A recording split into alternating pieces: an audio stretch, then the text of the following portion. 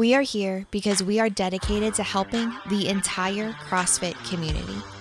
Determined to elevate coaches, box owners, athletes, and everything in between, we believe that this mission will begin right here, right now. While this time and this goal begins with you, our hope is that you take this fire ignited within you and weave it into your own life with the same unrelenting passion to give those you have the privilege of coming in contact with the best hour of their day. Welcome back, everybody. What a professional crew the best hour of their day team has become. I got a headphone set, a mic. Katie's got a mic. Fern's got something on his head. We sound great, don't we?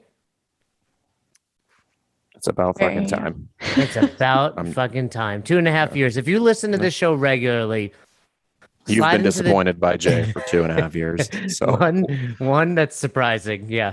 But two, slide into the DMs and let Katie know if we sound better. Let's hear it. Let's find out. And I want to give a shout out to our mutual friend. Well, Fern and MTV go back and forth on the Instagram, the old Instagram. But got a bag of his Last Port coffee, so I wanted to give him a quick shout out. Does he make coffee?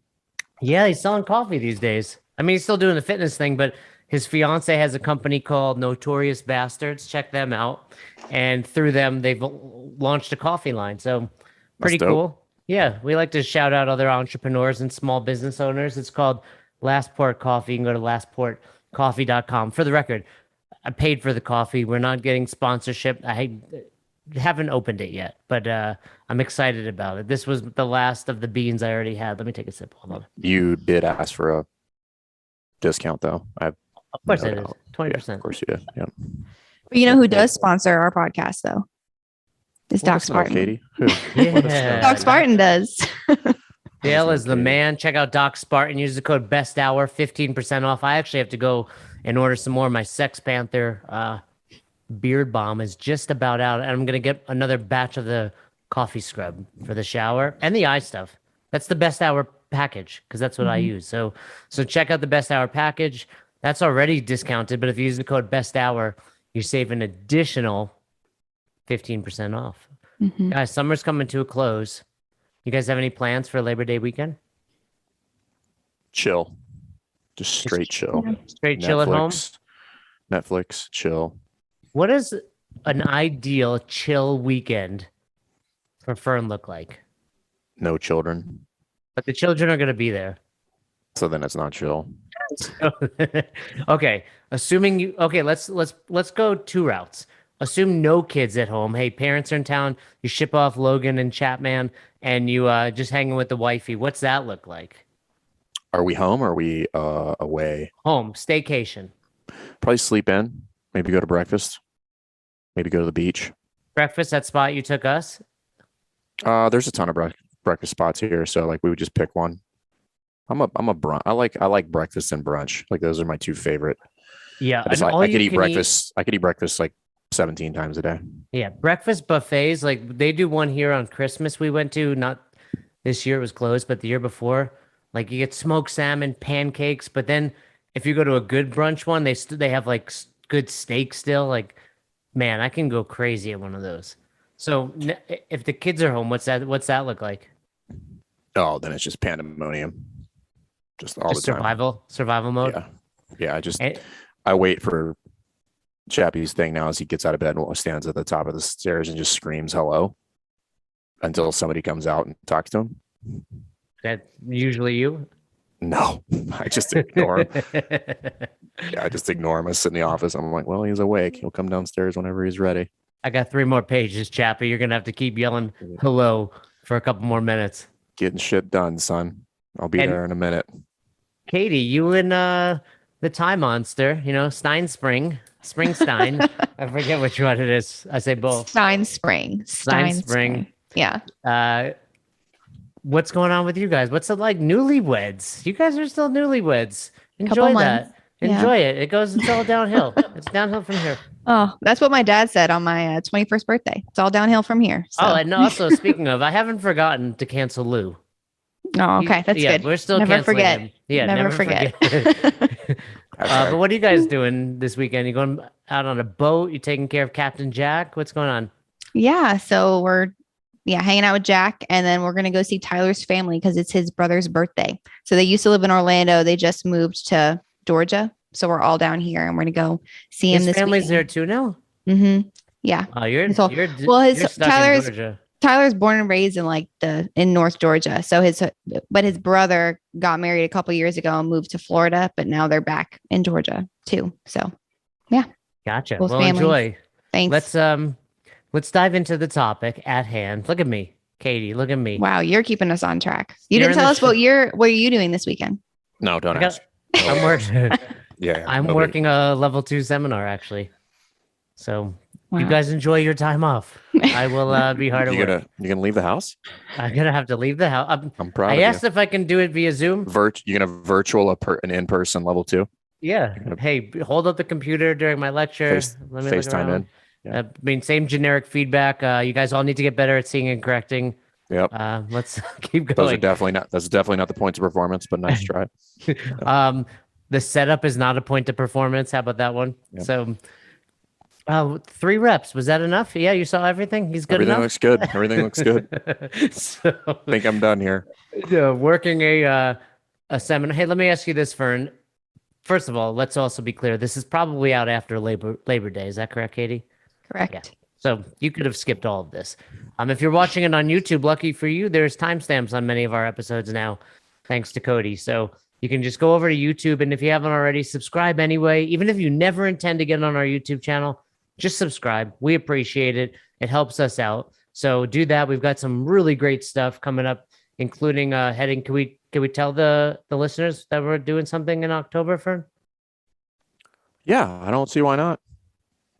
You sure about that? Have you already told them? Well, I mean, everybody knew. You were the only one that was confused yesterday on the team call, like as if things weren't happening. You're I like, was. wait, are we doing this? And for the record, this had been decided in July, just when we were all together and we were doing it. And then in late August, you're like, wait, is this really a thing? So yeah, that's just a little peek into the world of working with Jason Ackerman, everybody. Well, here's what it is. I've developed agoraphobia. Do you know what agoraphobia is? Yes. Listen, I'm not a doctor, but I'm happy to diagnose you. It is not fear of spiders. It's fear of leaving the house. And I'm pretty sure I've caught it. Right. So I don't think you catch agoraphobia. It's not like COVID. Someone definitely gave it to me. It's not contagious. Well, there is no R naught for agoraphobia. And here's the other thing I do really badly. And Roz yells at me all the time about this. I just say yes. Pay very little attention and just say yes. So people are like, hey, we'd love to go out to dinner this Saturday. I'm like, yeah, that's a great idea. And I have no intention of going. And the closer it gets, you're a pleaser. Yeah, you desperately will do anything to avoid anything that would resemble conflict. And yes and no. Like I just, the idea of doing something sounds really good. And then when it's time to actually do that, I don't want to do it. Yeah. You're a classic I love ideas guy. Yeah, I'm an idea guy. That's right. Like, let's go work out. And then you're like, let's go work. You're like, I'm tired. I need a nap. So, the question I was going to ask you, Fern, is what's the Labor Day schedule at Rife? We're actually going to decide that tomorrow, oddly enough. We haven't decided. We'll probably be open. But it may end up being, I guess the issue with Labor Day is like a lot of people still work on Labor Day. So people work, but I also think like public holidays, it's okay to not necessarily close, but have a reduced schedule. I think it's even totally those fine. that work understand. Yeah, totally fine. I think we just haven't decided yet. We have our staff meeting tomorrow, our weekly staff meeting tomorrow. So we'll sort it out tomorrow. But I wouldn't be shocked if we did some sort of like modified schedule and cut out the 6 and 6 at the bare minimum. Yeah, I'm just wondering because I coach on Monday, so I was wondering what I think our box over here is going to do. But again, this is after Monday, so let's get to the topic at hand. Have you ever had to coach someone? I mean, Fern's probably never had to do this. This maybe. is I actually this is probably just your podcast. Coaching somebody who's better than you, and I'm like, clearly there's nobody fitter or better than me. So no, the short answer is no. But he's a D1 athlete. D1 athletic. I have judged plenty of athletes that are fitter than me. Well, if you don't already subscribe to our newsletter, you can get it on our website, besthouroftheirday.com. And, every week, Katie sends out the newsletter. It's typically got 3 things that we've discussed on the podcast with some links, but she also includes a question. And the question this past Friday was, a topic that you'd like to hear us discuss on the show. And this came in multiple times and, in different iterations, but basically, it's the same idea that we've discussed about imposter syndrome, but now kind of throwing in that additional layer of coaching athletes that are better than you. And, we joke because Fern is a Division I athlete, like Katie mentioned. I'm no longer in college. I think it's like president, like once you've been it, you're it forever. No, that's not how that works either. You're called a former president. Yeah. Pretty sure. Yeah. Otherwise George Washington would still be the president and we'd all be. He's not, I'm not saying you're in office president. You're just referred to as president. Former Mr. president. Yeah. Mr. Former President. Yeah. President, Mr. Former. So I've had to coach people that are better than me. At first, you open your CrossFit affiliate. This is way back when, 2007. You're the best because you're the only one doing it. And it was easy for me to coach everyone because everyone sucked, right? They were fresh into CrossFit. You can imagine not only are you new to CrossFit, but there's not as much information out there. Less people were doing functional movements prior to joining a box. Where nowadays, 2021, somebody may join your box, even though they've never been a CrossFit member before. They've probably done some swings at their, big box gym, and they've done CrossFit-esque workouts.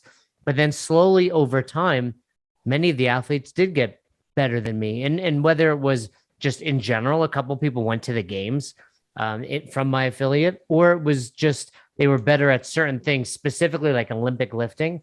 It is a struggle. It is something you have to navigate when it's like, okay, how do I coach these members now that are better than me? So where would you start with that, Fern, for the listeners that asked this question? Like, give us your broad brush overview, and then let's kind of dig in.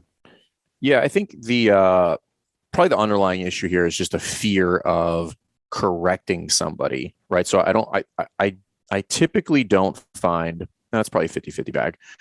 Typically there's one of two camps. Either the coach who's coaching, who has an athlete on the floor, it's better than, let's go with the easy one. They just can't see. So it has actually nothing to do with the athlete being better with them. They just can't see. They can't see gross faults, much less fine faults, right? So that's a new coach issue. I think the one that's probably a little bit more problematic for people is the second scenario, which is I'm an okay seer. Like I've coached a couple hundred classes. Like I've been on the floor quite a bit. And I've got a new athlete who is better than me, has skills that I don't have, is stronger than me. They're faster than me. They're 4 times faster than me. But I see that their movement could be fixed. And I'm not sure how this interaction should go down. That to me is usually like, I remember that's where I got hung up and I was like, I see it, but I'm like, dude's fit. He's getting after it, right? Like by all measures, they are getting fitter. They are moving fast. It may even fall within the acceptable deviation from technique when intensity is applied. So then what do you do? Right. And this is, I learned this from Steve Haydock, which is, I think what could be helpful here is remove, I don't know if we talked about this, but remove anything that would put you in the maybe category, right? So things like a little bit, kind of, sort of, things like that, right? When I'm looking at movement, say like a front rack position is a really good example for this. So their elbows are in this position here, and we would agree that is pretty good, but that would be ideal. And if you're not watching the video of this, just like, the elbows are, again, I'll use the term because like they're down a little bit. And I think what can help here is remove that type of verbiage. The elbows are down or they're not. And I think that can help, right? It's just because we put this weird qualifier on movement, and then it just gets into this weird gray area of like, well, what is enough for me to intervene on this athlete that's better than me, who is doing nothing that would resemble movement that is unsafe? It's just, it's not as mechanically sound as we would like it to be. So I think that's probably the more frequent struggle for coaches, coaches who are like, they're like a journeyman, if you will. They're not newbies typically.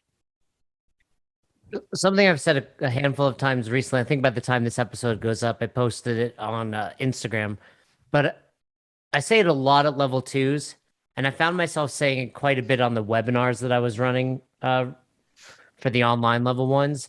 And that's, I can't see movement better than you, but I know where to look better than you. Right. And I think that's a big part of this, because better athletes tend to move better, right? It's not set in stone, but let's assume they're better and they're better movers. So you like Fern showed, the elbows are slightly down, but it's not super egregious like you might see with a newbie. And you're like, and you're trying to look at the big picture. Let's call it a squat clean, because there's so much more to see than even just your typical front squat. And again, with the squat clean, there's so much to see. And if you kind of stand back and you just watch the entire body, the better coaches will see it because you'll be drawn to certain areas. But I just tell people, like, okay, if I come in and watch anyone, beginner or advanced athlete, squat clean, the very first rep, I'll look at the setup, obviously, because it's a static position. Potentially, I'll leave them in the catch position or receiving position because it's also a static position, and then standing. So first, let's get that out of the way. We take advantage of the static positions. But when I say go, or when I know they're about to move, if they're moving at their own pace, I know where I'm going to look. Let me ask you, Fern, to see if we're on the same page. Where would you look rep 1? The first rep that they've done? Yeah, the first one you're going to see. Oh, I'm probably stance and grip almost always. Well, no, assuming we've looked at that in the setup already. Then during the dynamic portion, where do you change your eyes? Then I'm probably going to go to extension. Yeah, exactly what I would, right? We've looked at the stance and grip because they're in a setup, and then we're like, either we're calling the rep or they're in the middle of a workout, whatever it is. Fern and I are in a 100% agreement. Right away, we just look at the hips. So we're going to catch hip extension. And then to the outside perspective, to a newer coach, they're going to be like, man, how'd you see that? And it's not that we saw hip extension better than you. We just looked there on rep 1, where you may have looked at the knees or the shoulders, or again, you zoomed out and you tried to watch too much. So part of this is, if you want to be able to have the confidence to coach better athletes, I mean, this is, rinse, wash, repeat. We've said this ad nauseum, but it's study the movements, know what the points of performance are. So now you know exactly where to look. Again, I'll repeat it.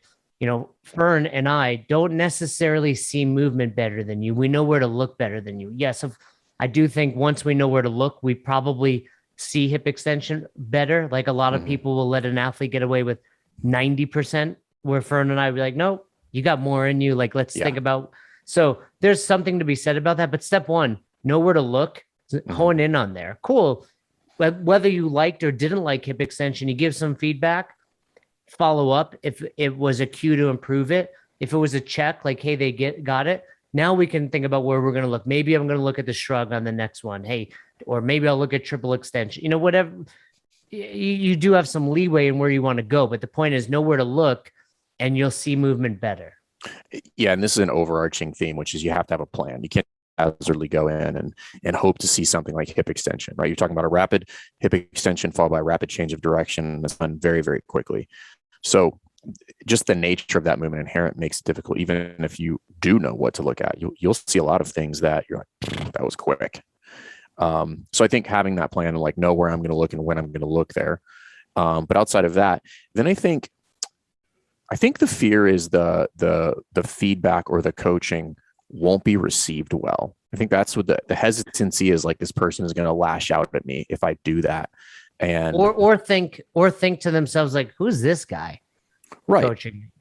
Which, let's acknowledge it. That's a real thing. That person is also an asshole. So that's not on you. That is somebody who doesn't want to be coached or is a little bit, too big for their britches. Right. So Katie, you laugh at that, or you chuckle, I should say, but it's real. Like you may think that. I mean, I know, you've bounced around at your new home. You're coaching again. So you've probably seen it, but I mean, the hours that Fern and I've put in, like, that's reality. Like, there are going to be, hopefully you laugh like Katie because you don't see it. and you don't see it often, but it's like there are douchey members of your box. And Austin said it, like, your community will weed out the riffraff. But so there, I think it's you have to. It's not a conflict, right? Where I don't want to make it a conflict. However, don't let that reaction impede you from coaching.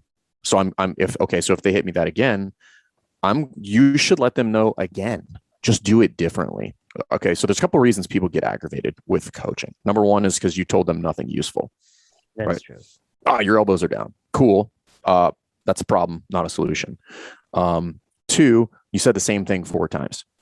If I didn't get a reaction the first 3 times or the first 2 times, you should change the cue. And then number 3, you're only talking to that person in the whole class. You've ignored quite literally everybody else.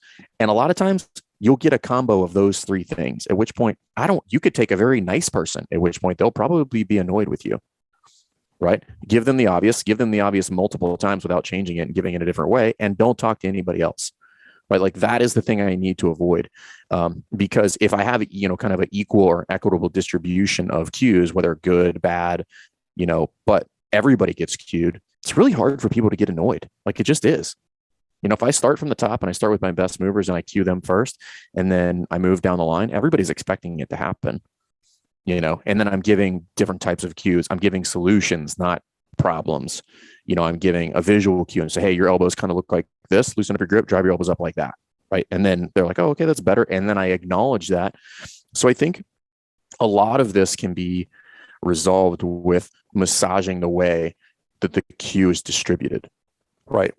Whether it's telling or asking, whether it's giving a cue and not doing a drive-by and then following up with it, hey, you better keep doing that. That's going to really help once we get to those heavy weights later on in the sets.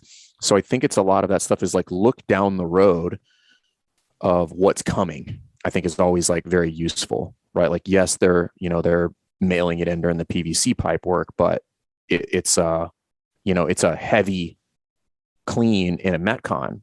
We already know where that's going.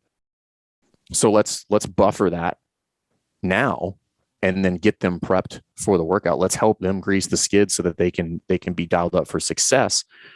And I'm also establishing some daily verbiage, right? So I've hit them in the specific warm up, and then I'm going to be much quicker with that in the midst of the workout in the 3, 2, 1 go session.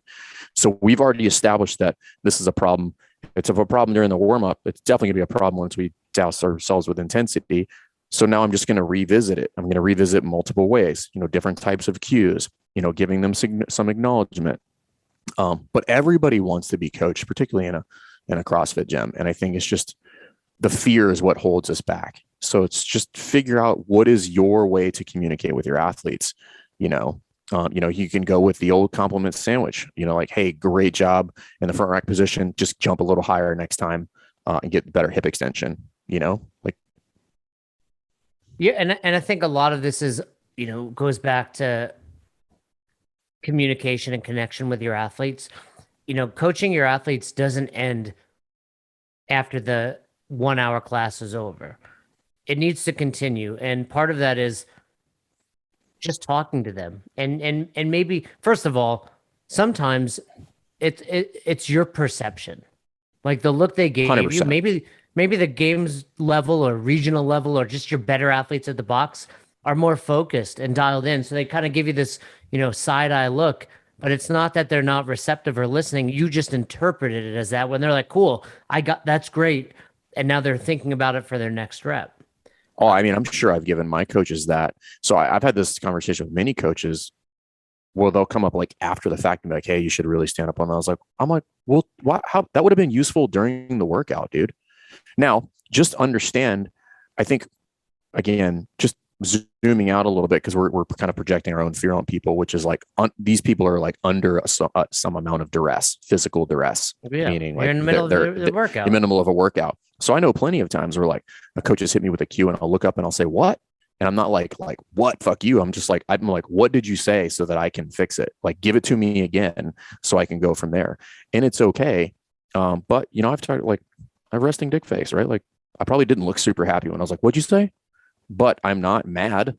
I'm just be like, I quite literally didn't hear you. Like, give it to me again so that I can try to make the correction moving forward.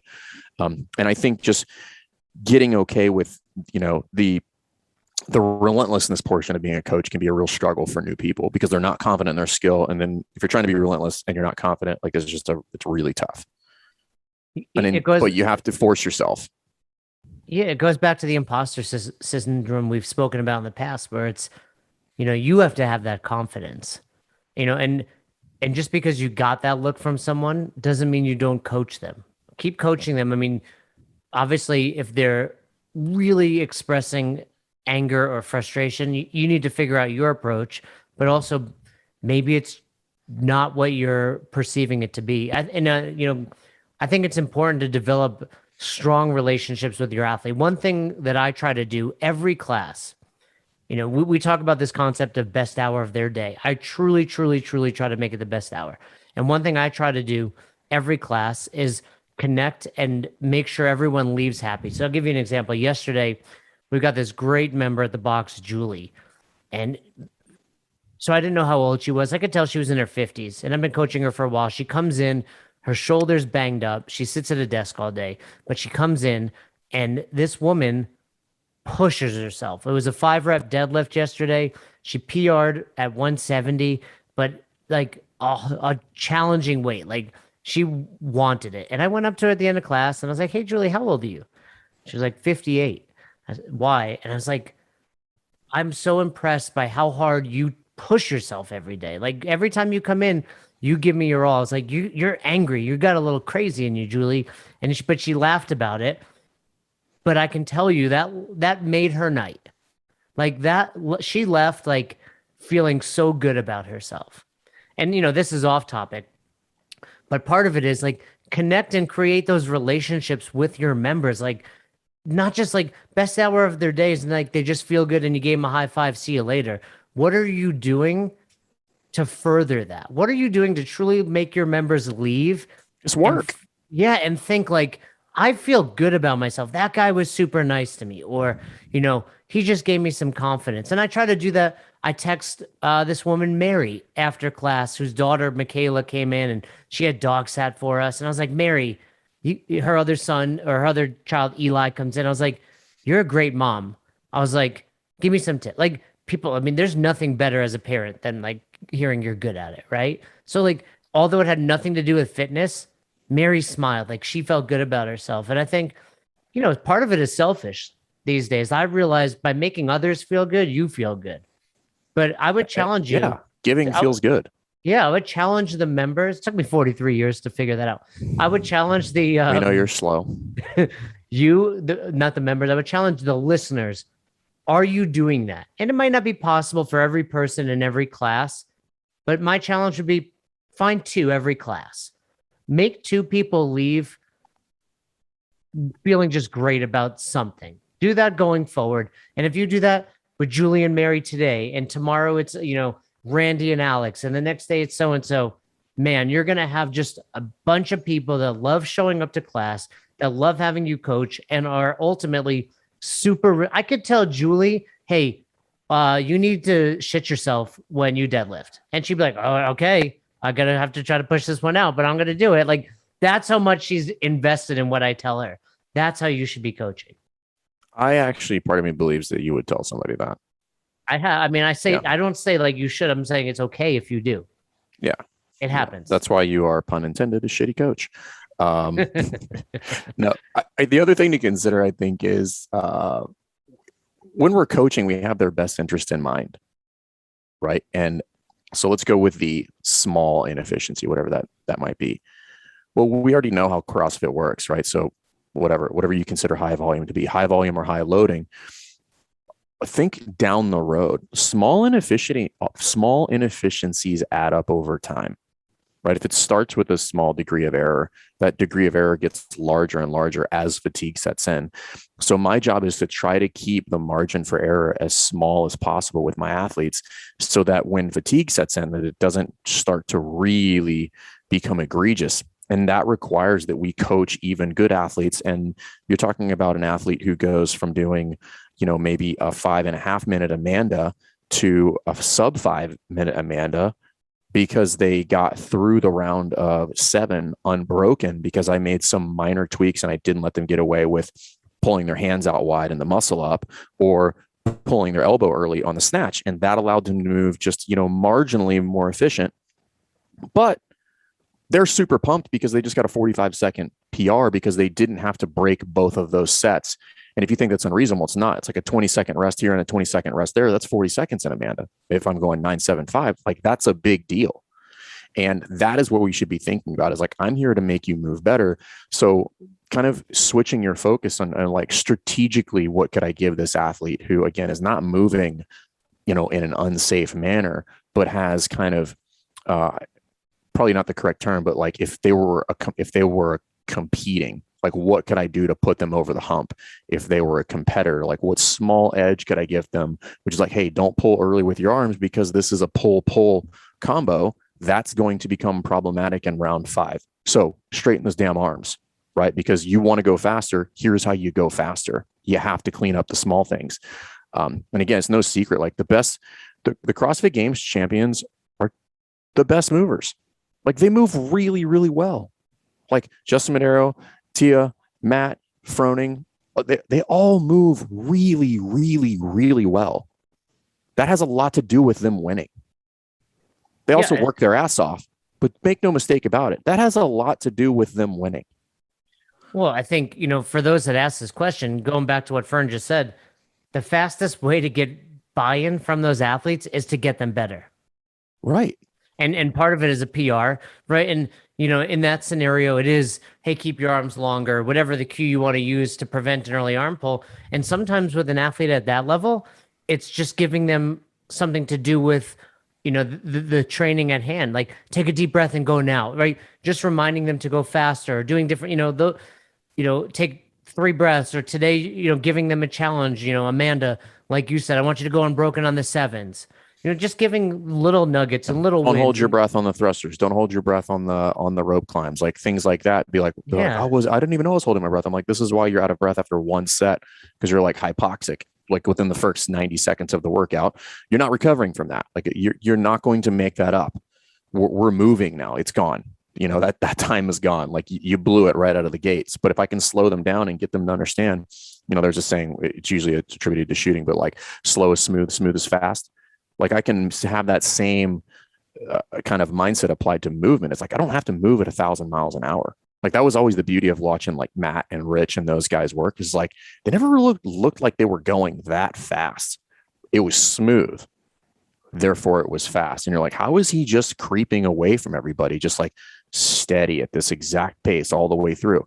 That's what you can help your athletes with. This is how you can coach better athletes. And that can be kind of your buffer to get some buy-in from your athletes until you start to develop a better coach's eye, where you can see an early arm bend in something like the snatch or the clean, or, lack of hip extension in something like a kipping pull-up, or, their hands need to be adjusted in a handstand push-up or handstand walking. Like all these things, they matter. Particularly if somebody's trying to improve and increase their level of fitness, like the small things start to matter the longer you do this. And this is where we can say, hey, look, your hands on the push-up look like this. I just want you to turn them out just a little bit, right? It's going to help you in your push-ups, your handstand push-ups, walking on your hands, stuff like that. Well, speaking of, you had a front row seat to watching Rich Froning do some thrusters this past year. I did.